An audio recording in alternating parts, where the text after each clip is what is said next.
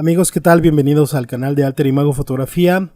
Y el día de hoy les voy a platicar sobre un tema muy interesante que me han solicitado muchísimo en las preguntas de Instagram, que es sobre la fotografía de una película. ¿Qué debo analizar? ¿Qué debo entender y apreciar? Porque es una frase muy común que escuchamos donde dicen, esa película tiene muy buena fotografía. ¿A qué se refiere con esto? Bueno, vamos a explicar un poco, primero que nada, que la fotografía de una película es realizada por un especialista que se llama cinematógrafo o director de fotografía. Vamos a definir la cinematografía como una técnica con la cual se captan, originalmente eran diversos fotogramas o imágenes fijas. Ustedes saben que el cine es un arte, una técnica, una forma de expresión que se deriva de la fotografía, que es crear imágenes fijas. Pues bien, la cinematografía consiste en generar muchas de estas imágenes fijas o fotogramas y grabarlas en un soporte que es un rollo, una película, que posteriormente se monta o se edita, se estructura de acuerdo a una secuencia o un guión que tenga congruencia para contar una historia y se proyectan sobre una pantalla a una velocidad determinada que permite percibir estas imágenes fijas como si tuviesen movimiento. De ahí viene el término cinematografía. Y pues bien, aquí en pantalla tenemos a Roger Deakins, uno de los grandes cinematógrafos de nuestros tiempos. Vamos, él ya es un veterano, pero es una de las personas que ha sido más importantes en el rubro de la cinematografía de los últimos años. Ha estado nominado al Oscar en diversas ocasiones, me parece que 14 ocasiones, y solamente lo ha ganado en una ocasión. Y fue recientemente con la película de Blade Runner 2049, dirigida por Denis Villeneuve, que aquí vemos una escena de esta gran película. Si no la has visto, te la recomiendo muchísimo la veas. Tanto la película original de Blade Runner como esta nueva versión del año 2017 son una delicia visual. Y bueno, ya tú lo verás en su momento. Vamos a analizar en este video diversos elementos que conviene o que recomiendo que apreciemos en las películas para justamente decir por qué una película tiene una gran fotografía. Bueno, para empezar, que este señor, Roger Deakins, ha sido nominado en muchas ocasiones, ya lo decía yo, y en 2017 ganó el Oscar con esta película y el BAFTA, que es el British Awards, el trofeo que da la Asociación de Cine de Inglaterra. Entonces es uno de los premios más importantes del mundo, tan importante o más incluso que el mismo Oscar, el premio BAFTA. También tenemos aquí varias escenas, varias películas que te recomiendo que veas. Una de ellas es Camino a la Perdición, de Sam Mendes. Es una película de 2003, ya es un poco vieja, pero el director de fotografía en esa ocasión fue Conrad Hill, también uno de los grandes cinematógrafos de nuestros tiempos, nominado al Oscar también en muchísimas ocasiones. En esa ocasión la ganó en 2003 con esta película de Gangsters. Es una película muy muy dramática, que tú lo vas a ver, una estética muy años 40, de cine clásico, de cine noir, de los gangsters, muy interesante. Y por qué no, también la película de Memorias de una Geisha me viene a la mente, de 2005, seguramente la viste. Estoy citando películas que es muy probable que hayas visto y que son películas que fueron premiadas con el Oscar y en este caso también el BAFTA. En este caso el cinematógrafo Dion Bebe, que se pronuncia medio raro su nombre, también es bastante conocido por hacer videoclips. Te recomiendo que busques estas referencias, yo te las voy a dejar en la descripción del video para que veas qué más trabajos han hecho estos cinematógrafos, pero no me dejarás mentir que es una película muy hermosa. Memorias de una Geisha, visualmente vas a ver mucho color, iluminaciones diferentes, composiciones, dramatismo, escenas con diversos matices, y todo esto es lo que la hace merecedora del Oscar. También, ¿por qué no?, Emmanuel Lubezki, nuestro compatriota mexicano, que ha estado nominado en 8 ocasiones al Oscar y la ha ganado 3 en los últimos años.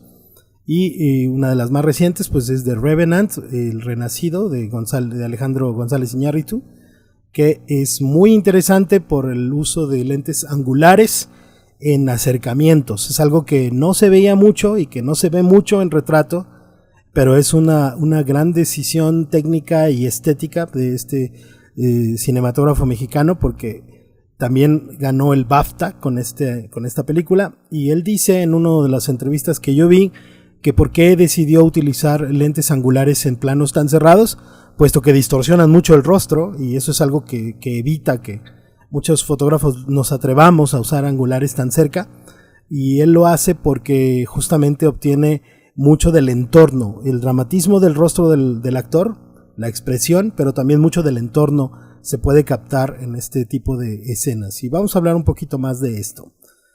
¿Qué hace un director de fotografía? Ya definimos que es un encargado, es el encargado del aspecto visual de una producción de cine, televisión, de cualquier producción audiovisual. El director de fotografía es el encargado de todo el aspecto visual.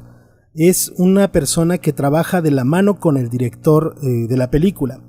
Y hay muchos casos, ¿no? Hay en el cine fotógrafos, cinematógrafos que acostumbran trabajar con directores excesivamente controladores. Me viene a la mente Stanley Kubrick, por ejemplo, y pues es un director sumamente perfeccionista que tenía gran control sobre la producción, entonces no le dejaba libertad, prácticamente ninguna libertad al director de fotografía sobre las decisiones estéticas y todo lo que implicaba hacer una película con él. Pero hay, por ejemplo, otros directores como Alfonso Cuarón, justamente, que aquí lo muestro en la foto, que se lleva muy bien con Chivo, con el Manuel Lubezki, y hacen una mancuerna increíble, y tanto uno se dedica a dirigir a los actores y explica qué es lo que quiere visualmente de la película, y el director de fotografía, en este caso Manuel Lubezki, se encarga de proporcionarle y de soportar y de ayudarlo a decidir todo esto y lograr el resultado que él está buscando. Por supuesto que hay muchos tipos de forma de trabajar con un director y un director de fotografía. Como ya lo decía, a veces el director es muy controlador, no da autonomía ni libertades. A veces el director es sumamente dedicado a la parte actoral y emocional de la película, y toda la parte técnica se la deja al director de fotografía, y a veces ambos tienen que ver y se compaginan muy bien, o a veces el mismo director de la película hace las veces de director de fotografía, como era antiguamente en el cine. Así empezó el cine. El director de la película era no solamente el director, sino director de fotografía e incluso el camarógrafo. Estoy hablando de la época de Georges Méliès y de los hermanos Lumière y toda esa parte inicial del cine, y con la especialización y el avance tecnológico que ha tenido el cine en los años, pues estas labores se han tenido que repartir, y hoy en día pues tiene que ver muchísima gente.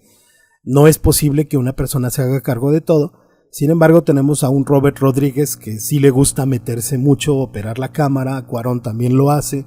En fin, hay varios que les gusta involucrarse mucho con esta función, y hay otros que no les gusta nada y lo delegan.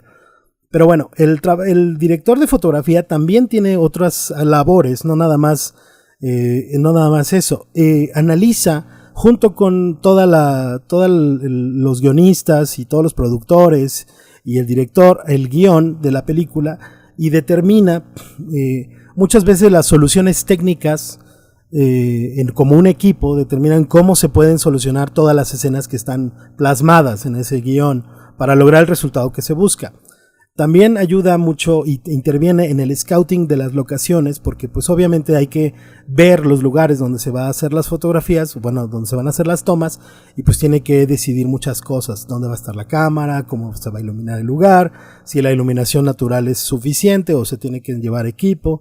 Y en base a eso se hace un plan de rodaje, que es un documento muy extenso donde se establecen qué tipo de tomas van a ver. Ahí mismo se plasma el storyboard y todo esto, y se selecciona el crew, que es el personal que va a trabajar en la película, que se va a contratar, y también de esto se genera un presupuesto. Entonces todo esto está involucrado el director de fotografía junto con pues todo el equipo de la película. Aquí tenemos a Sofía Coppola, quien es una de las directoras que les decía yo, que es directora de la película, pero le encanta estar detrás de la cámara. Incluso ella es una de las primeras fotógrafas o cinematógrafas en estar nominada al Oscar como mujer. Y eso es algo muy, muy padre. Yo soy muy fan de sus películas.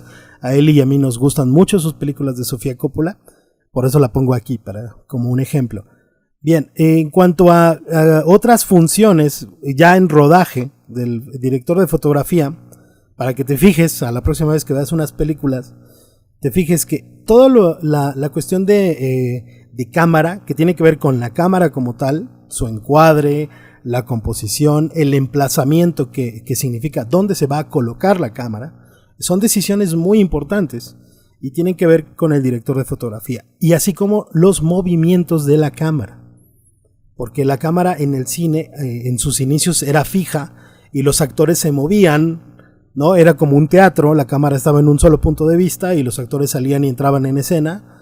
Y hoy en día, bueno, desde hace mucho tiempo, pero conforme la cámara se ha ido aligerando y se han ido construyendo implementos como dollies y grúas y cosas de ese estilo, pues la cámara se mueve. Y hoy en día se mueve todo, se mueve el set, se mueve la cámara, se mueven los actores, se mueve todo. Y todos esos movimientos son, sobre todo los de la cámara, son responsabilidad del director de fotografía. No es que los realice él personalmente, pero los diseñan. Y hoy en día hasta se hacen por medio de brazos computarizados, robóticos, o un operador, etc. También la decisión de qué objetivos y filtros se utilizarán en la toma. Ya decía yo a Chivo Lubezki esta cuestión de los angulares. Pues también puedes decidir usar un telefoto, un lente luminoso con poca profundidad de campo, con mucha profundidad de campo, un filtro en densidad neutra. Todo ese tipo de cosas las decide el director de fotografía. La iluminación, también esa es una parte muy importante. Aunque el departamento de iluminación es aparte, los técnicos que tienen que ver con eso están a las órdenes del director de fotografía. Entonces, el aspecto de la película en cuanto a exposición, cuál va a ser el valor de diafragma que se va a utilizar, porque también se define con esto, pero estoy hablando específicamente del look de la película. Si va a ser una escena de terror, dramática, si va a ser una escena con luz natural, si se necesitan filtros en la luz, colores, qué relación de contraste debe haber en la escena, todo eso, y el tipo de película, porque hasta hace algunos años, bueno, todavía se usaba mucho grabar con película, todavía hay algunos directores que lo hacen, ya prácticamente todo el cine hoy en día es digital, pero sí hay muchísimos directores que todavía siguen usando film. Entonces la elección del tipo de película, del ISO, de las características, de todo esto es responsabilidad del cinematógrafo o del director de fotografía. Su equipo, su crew, está integrado por un operador o varios operadores de cámara o camarógrafos. Como ya te decía, a veces él puede hacerlo, pero generalmente lo hace otra persona. Sobre todo porque esta cámara muchas veces se tiene que usar con Steadicam, estabilizadores, y algunos de esos implementos son bastante robustos. Entonces necesitan operadores profesionales que manejen las grúas, que manejen todo esto, y pues a veces se necesita mucho esfuerzo físico o varios, imagínate varios asistentes llevando al camarógrafo en un dolly o en una grúa o en algún implemento, porque él va filmando y grabando, pero pues tiene otros asistentes que lo mueven o lo cambian de posición dependiendo de lo que se necesite. Este primer asistente de cámara también se le llama foquista, y es alguien que se encarga de estar cuidando precisamente que todo esté enfocado lo que debe estar enfocado. Muchas veces hay cambio de foco en la escena y entonces le instalan unos topes a los lentes para estarlos cambiando de posición y enfocar diferentes planos en la toma. También hay otro asistente que es el clapper loader. Este personaje se encargaba, bueno, en los tiempos de la película, de reemplazar justamente los rollos. Hoy en día, pues me imagino que reemplaza las memorias, las tarjetas de memoria, se encarga de registrar, de llevar un registro de cuáles son las tomas que se están haciendo. Puede haber uno o varios, ¿no?, que se encarguen de almacenar el material que ya se grabó y tener control de él, registro de qué tomas van ahí, cuáles tomas son las buenas. Todo esto lo llevan en unos formatos, lo registran muy bien, tiempos y demás. Puede haber varios asistentes ahí tomando parte de esto porque es sumamente riguroso, o a lo mejor en discos duros. Dependiendo del tipo de producción, pues se hacen cargo del material estos asistentes, además de que resguardan el equipo, se encargan de cuidar los lentes, reemplazarlos, y hacer todo lo necesario para que el asistente, el operador de cámara pues simplemente opere y no tenga que estarse preocupando por todo esto. Y también hay otros que se llaman grip, son personas o técnicos que se encargan de montar una grúa, un dolly, un riel, lo que sea necesario dependiendo de la zona, de la escena que se está haciendo. Son los que hacen el trabajo rudo, cablear, iluminar, montar torres, las iluminaciones, las lámparas, guardarlas, cuidar el equipo y todo esto, que es el trabajo más difícil físicamente hablando, pues son los grips, estos asistentes. Y este equipo puede ser de varias personas. También puede haber técnicos en efectos especiales que se encargan de colocar sensores de ¿cómo se le llama? Motion capture, de captura de movimiento, pantallas verdes, diferentes elementos, props con los que interactúan los actores. Y entonces ellos son parte del crew y la mayoría de ellos están a las órdenes del director de fotografía, quien además se coordina con los otros departamentos, que está el guionista, el director de arte, que son los que hacen los decorados de los sets, el vestuarista, maquillista, actores, sonidista, efectos especiales, e incluso tiene que relacionarse muchas veces con el encargado del montaje, porque dependiendo del tipo de montaje o edición que va a ser la película, pues necesitan ciertas características y ciertas cosas ahí en las tomas, que obviamente tienen que estar muy de acuerdo todos para no retrabajar, y toda la gente encargada de la postproducción. Muchas veces el director de fotografía también está viendo cómo va el montaje, cómo van las pruebas finales y las versiones ya finales de la película. Entonces todo esto es parte de la chamba de ser director de fotografía, y todo eso es en lo que nos debemos de fijar a la hora de ver una película, que en todo esto tiene que ver, en realidad todos tienen que ver con todos, pero bueno, ¿en qué debo fijarme en la película, en la fotografía de una película? Ya sabemos cuáles son las funciones de un director de fotografía, y pues bueno, vamos a fijarnos a la hora que veas una película en dónde está colocada la cámara. ¿Por qué deciden colocarla en cierta posición? ¿A qué altura? ¿En qué zona? ¿Qué es lo que ve la cámara? ¿Qué tanta porción del set se muestra en cada escena y por qué? Es una manera de ver la composición de las películas, ¿no? Aquí te muestro a Stanley Kubrick, quien es sumamente famoso.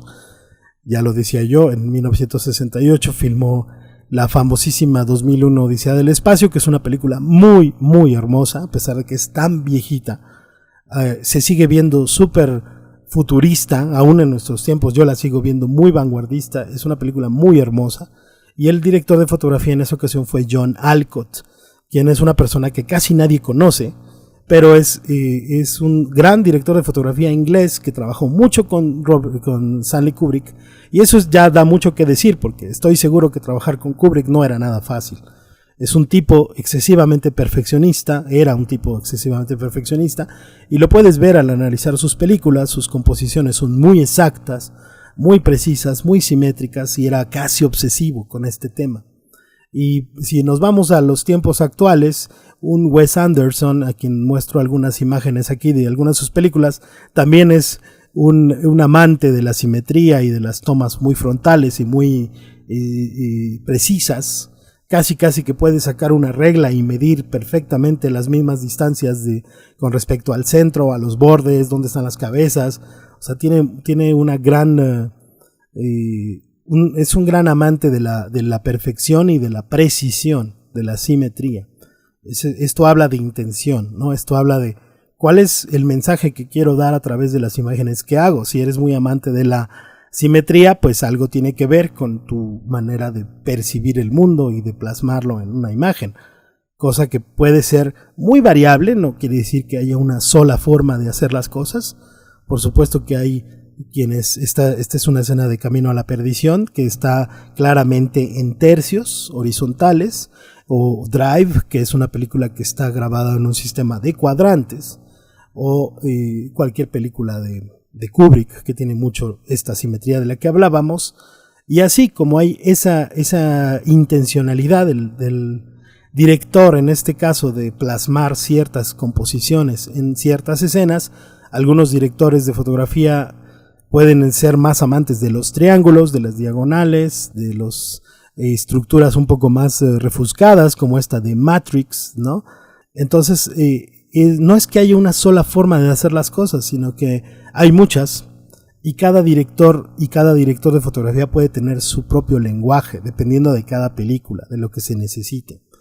En películas animadas, que si tú quieres no son propiamente una película de actores, sino de animación, de todos modos se aplica este mismo principio de composición de acuerdo a diferentes esquemas que existen. Y todo eso tiene que ver con el emplazamiento de la cámara. ¿Por qué deciden o por qué decidieron poner un actor en primer plano y un actor allá al fondo, en segundo plano, que está ligeramente desenfocado y se ve su cuerpo entero, y el actor que está aquí en primer plano, Harrison Ford, se ve en plano medio? Pues porque lo que está diciendo a lo mejor es más importante que el otro personaje, o le está diciendo una línea que es sumamente con una fuerza dramática muy, muy potente, pues naturalmente el hecho de que esté más cerca tiene una razón.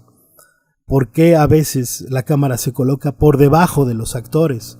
Como en este caso de la película Ciudadano Kane, ¿no? ¿Cuál fue la razón? No podemos saber la ciencia cierta, porque cada cinematógrafo tiene su manera de explicar las cosas visualmente, y no hay muchas veces no hay una versión oficial del por qué se hizo de esa manera, pero podemos intuir de esta escena de Ciudadano Kane, que ganó, por cierto, el Oscar a la mejor cinematografía en su tiempo, en 1941, pues en su tiempo tuvo mucha relevancia porque hizo uso de encuadres muy creativos o muy poco usuales en su tiempo, y fue muy sorprendente, ¿no?, en esa época. Aquí haciendo uso de espejos ovalados, esa es una elipse, y se ven reflejados los actores y todo lo demás desenfocado, en una película hermosísima de Wong Kar-wai, se llama In the Mood for Love. Este tipo de películas de este director coreano pues son muy hermosas visualmente, y muchas veces las razones por las cuales hace lo que hace pues no son tan claras en cuanto a encuadres, planos y narrativa, pero bueno, es un director que le apuesta a la parte estética más que a una razón digamos cerebral o técnica de hacer las cosas. Más bien es un esteta.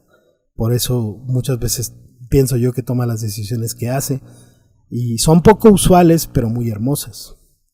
De hacer uso de elementos como estos, ¿no? Grabar a través de orificios, por ejemplo, este es un hoyo en la tierra, pues nos da una sensación como de misterio, de incertidumbre. ¿Qué habrá allá abajo? ¿Quién está viendo a la actriz desde esa fosa? ¿Quién será ese personaje que está oculto en esa cueva? ¿Por qué está ahí? ¿Cuáles son sus intenciones? Todo eso tiene que ver con un lenguaje visual, y muchas veces los directores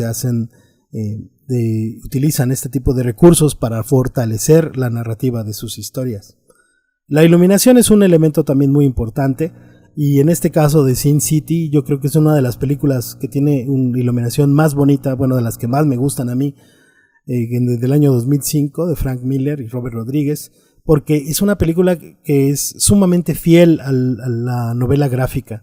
Y si tú ves los bocetos, los dibujos de Frank Miller en su cuento, en su novela gráfica, pues en la película les quedó prácticamente idéntico. Es una poesía pura de iluminación, toda la película. Verla y ver a la par las páginas del cómic, te das cuenta cómo fueron sumamente fieles, y eso es algo que es muy atrayente. Esta película no ganó el Oscar, pero sí fue muy celebrada y muy influyente en su tiempo. Y hoy en día, bueno, sigue siendo una película importante. Y lo mismo tenemos una película que se llama Coffee and Cigarettes del año 2003, la directora de fotografía es mujer, es Ellen Kurras. Bueno, son varios episodios y hay como 3 directores de fotografía, pero bueno, gran parte de la película la grabó esta directora, que se me hace muy interesante porque pareciera, no me atrevo a afirmarlo, pero pareciera que todo es grabado con luz natural. Y si tú eres un amante del blanco y negro y la luz natural, esta película te va a encantar, visualmente hablando, como me encantó a mí. Tiene escenas muy interesantes, diálogos muy simpáticos de pronto, y aparte salen actores raros como Tom Waits o Iggy Pop, que de pronto dices, ¿cómo es que está este cuate en esta película? Pues sí, ni actores, ¿no? Pero bueno, son historias muy simpáticas que está muy interesante de ver y sobre todo visualmente te va a gustar mucho, si te gusta el blanco y negro, como decía. Esto es con respecto a la iluminación. Vimos una muy dramática y una muy naturalista, como es Coffee and Cigarettes. Pero bueno, otro elemento que es muy importante al analizar la fotografía de una película es el color. Y tiene que ver mucho con las paletas de color, ya hablé de ellas en otro video, que te voy a dejar aquí la liga por si lo quieres ver. El color es un lenguaje muy emocional. Este es de la película Shame, que se maneja con muchos tonos cianes y azules, toda la película. Pero a mí me gusta pensar en el color como un elemento narrativo que es muy personal. No me gusta pensar en los colores desde un punto de vista estándar, que el azul solamente significa una cosa y el rojo significa otra, y que el mismo significado que tiene para mí lo tiene para todos. No, a mí me gusta pensar y a mí me gusta ver películas en donde el color tiene un significado muy particular. Y por ejemplo el amarillo, que es uno de los colores que menos me gustan, al ser yo muy dark y todo muy oscuro, normalmente el amarillo no es uno de mis colores favoritos, pero me llama la atención y te traigo aquí algunos ejemplos del uso del amarillo en diferentes películas. Y en una película como La Bella y la Bestia, el amarillo representa a la bella, ¿no? Es el vestido de un personaje que es todo luminoso, todo que representa lo bueno y lo noble y todo la belleza y demás, ¿no? Es un color que está muy... una película que utiliza el amarillo en un sentido muy directo, como estamos acostumbrados a verlo, casi como el Pikachu, ¿no? Que es un personaje bonito, tierno, y el amarillo pues obviamente refuerza esta idea de un personaje simpático, agradable, y los Minions estos de Pixar pues también son lo mismo, ¿no? A mí me caen muy mal esos personajes, no me gustan, pero a los niños le encantan porque se les hacen tiernos y simpáticos. Y Wes Anderson también lo utiliza aquí con un personaje femenino muy cute y todo esto, pero bueno, estos son los sentidos que se le pueden dar al amarillo tradicionalmente hablando, pero no son los únicos.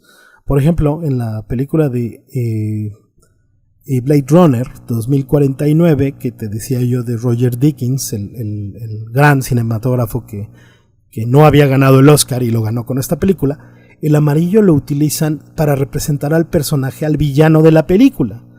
¿No? Y este villano, que si no lo has visto no te voy a contar nada sobre él, pero bueno, es el malo, por así decirlo, el personaje que tiene gran poder económico y un imperio y unas oficinas muy grandes donde clonan gente, bueno, hacen androides y estos personajes que se llaman los replicantes, y tiene una aura muy sombría, interesante, pero todo lo que está relacionado con él, su personal, sus ayudantes, sus creaciones, todos los que le ayudan y todos sus escenarios donde él está presente están en amarillo, ¿no? Él es el color que lo anuncia, es el color que lo relaciona a él. Siempre que ves amarillo en la película es que está anunciada su presencia. Y en la película de It, la versión, bueno, las dos versiones también, la de los 90s también, pero esta versión de 2017 que dirigió Andy Muschietti, pues el amarillo es el color del ¿cómo se llama? Del rompevientos de este niño Georgie, que es el niño que aparece al inicio de la película. Y no me gusta mencionar spoilers, ¿no? Para nada, porque puede ser que alguien no haya visto aún la película. Y bueno, pues este color siempre anuncia la presencia de este niño, que a su vez es un niño muy tierno, pero de pronto sí puede ser bastante creepy, ¿no? Bastante pues un personaje sobrenatural, ¿no? Que no es nada agradable, ni confortable, ni bonito, ni tierno, ni nada que se le parezca. Y en Sin City el amarillo es el color del Yellow Bastard, ¿no? Este personaje que es de lo peor que hay en el cómic y en la película. Es un desgraciado en todos los sentidos, es un sádico y todo lo peor que se le puede relacionar a un personaje, y bueno, pues es amarillo, ¿no? Entonces, como el mismo color utilizado en diferentes circunstancias puede significar cosas muy distintas. Y así es como me gusta a mí percibir el color. No que tenga un solo significado, sino que puede tener muchos. Y la favorita de siempre, que va a usar el color amarillo y que nos va a venir a la mente siempre que pensemos en el amarillo en el cine, la novia de la película Kill Bill con su traje amarillo, que es obviamente un personaje fascinante y obviamente lleno de venganza y lleno de sed de venganza más bien, y que pelea increíble y todo esto sangriento y demás. Y bueno, pues son usos del mismo color que pues es interesante que lo analices en una película. ¿Cómo están usando el color en esa película? Y bueno, hablando de los filtros objetivos y la profundidad de campo, pues es que tanta porción de la imagen queremos que esté en foco, a qué le estamos dando más importancia, ¿no? En esta escena, por ejemplo, el teléfono y el rostro pues un poco menos, o en esta otra escena de Solo, de la película de Solo, pues están ellos dos en primer plano y allá al fondo se ven ligeramente desenfocados los demás personajes para restarles importancia, pero no quiere decir que así tenga que ser siempre. Hay películas como El Ciudadano Kane que hacen uso de una gran profundidad de campo, en la cual aquí al director le interesó más bien lo contrario. Él quiere que sea entendible todos los planos, desde el más cercano hasta el más lejano. Esa persona que se ve allá hasta atrás, hasta el último, se ve enfocada y se entiende perfectamente que es una persona que está ahí parada viéndolos y escuchándolos. Y toda la película tiene una gran profundidad de campo, inclusive aquí a la distancia que se ven ese templete con personas hablando y escuchando esta conferencia, pues se llega a entender fácilmente lo que sucede en todos los planos de esta escena. ¿Por qué? Porque esa es la intención del fotógrafo en ese momento, del director. Quería ver toda la información posible. Y aquí está Chivo haciendo justamente eso que les decía yo de utilizar grandes angulares a una distancia muy corta. Ahí tiene escasamente 1 metro entre él y el rostro del personaje, para lograr precisamente esto, que es un acercamiento muy profundo al personaje principal, para ver sus rostros, sus emociones, sus expresiones, lo que está sintiendo y pensando, y al mismo tiempo ver todo lo que sucede alrededor de él, no perder detalle de ello. Y la única manera de lograrlo es mediante esta decisión de utilizar angulares a muy corta distancia. Sí, distorsionando los rostros, pero hay un porqué hacer esto, y es justamente el mostrar el entorno. Eso era lo que le interesaba, y por ello es que es importante ver las películas, pensar ¿por qué habrá usado ese lente? ¿Por qué habrá usado ese otro? ¿Por qué desenfoca el fondo? ¿Por qué no lo hace? ¿Cuál es la intención detrás de esto? Pero bueno, hasta este momento todos estos elementos de los que hemos hablado, el color, iluminación, encuadre y demás, son elementos compartidos con la foto fija. Todo esto lo puedes aplicar en tu trabajo fotográfico. Y finalmente, pero no menos importante, está el elemento que es precisamente exclusivo y característico del cine, que no tenemos en la foto fija, que es el movimiento. Y obviamente estamos hablando de dos cosas: del movimiento de la cámara y del movimiento de los actores, porque no nada más se mueve la cámara, sino, como ya hemos dicho, pues un carro puede entrar a escena, o pueden salir corriendo un personaje, o puede suceder una pelea, o se mueve el viento y mueve las hojas, etcétera. Muchas cosas pueden ocurrir, y todo esto es parte de un lenguaje cinematográfico que es súper importante. Y para analizarlo, yo te recomiendo muchísimo que veas películas de Akira Kurosawa, que es considerado el Beethoven del cine. Muchos lo consideran el gran maestro del movimiento de cámara, y aunque hoy en día, viendo sus películas que sucedieron en los años 40, 50, 60, pues se podrán ver un poquito ingenuas, si tú quieres, las escenas de samuráis y peleando y demás. Pues bien, él es el precursor de todo lo que es la acción en el cine hoy en día, porque él creó muchísimos movimientos de cámara, o fue uno de los que más los utilizó en esos inicios. Y bueno, si tú ves en sus películas, no te puedo poner aquí fragmentos de películas por el tema de copyright, pero tú puedes ver que aquí el samurái entra a escena, y al fondo ese viento, esa tierra se mueve, y las hojas. Entonces percibes una gran cantidad de movimiento, tanto de cámara como de personajes, de cosas que suceden. Siempre hay movimiento en diferentes planos de la imagen, por lo tanto es que se le considera el Beethoven de la cinematografía. Te voy a dejar un link yo te voy a mostrar los movimientos de cámara básicos que los hice aquí en mi casa con Concho, el Esconcho, y te va a ejemplificar mucho lo que son los movimientos de cámara básicos. Tenemos el paneo, que consiste en mover la cámara de un lado a otro sobre su propio eje, está girando como simulando la cabeza de alguien que voltea. Está también el tilt, que es simular la cabeza de alguien que agacha y levanta la cabeza. Ese es el movimiento tilt o tildeo. Está el pedestal, que es mover la cámara sobre su eje vertical, moverla hacia arriba y hacia abajo, pero manteniéndola fija. Simplemente se levanta de posición, cambia su posición con respecto al eje vertical y se ve simplemente como un elevador similar a esto, ¿no? Está el dolly, que es mover la cámara sobre un eje horizontal, ya sea acercándola al sujeto o alejándola sin variar la longitud focal. Por eso no es lo mismo el dolly que el zoom. El zoom sí implica cambiar la longitud focal del lente. En el dolly esto no sucede, se mantiene fija y simplemente se acerca o se aleja la cámara con ayuda de un carrito, de unas ruedas, de un riel o cualquier elemento como una patineta en este caso, y se acerca o se aleja de nuestro personaje. El track es un movimiento en el cual seguimos el movimiento de un personaje en su trayectoria. Él puede ir caminando hacia un lado y la cámara lo va siguiendo, manteniendo la misma distancia con respecto a él y la misma velocidad para que vayan al paso. Ese se llama tracking. Y tenemos el roll, que es un movimiento que implica girar la cámara como si se volteara, y es un movimiento poco usual, pero sí se puede llegar a utilizar. Tenemos el shake, que es sangolotear la cámara, hacerla vibrar como si estuviera temblando, como simular la escena de un choque, un impacto, algo así. Y tenemos el crane, que es un movimiento de grúa en el cual la cámara se levanta de posición completamente, se acerca y se aleja a nuestro sujeto, completamente como si se tratase de una grúa. Se levanta todo con ayuda del trípode, aquí en este caso, o lo puede hacer también hoy en día una grúa o un dron, podría hacerlo.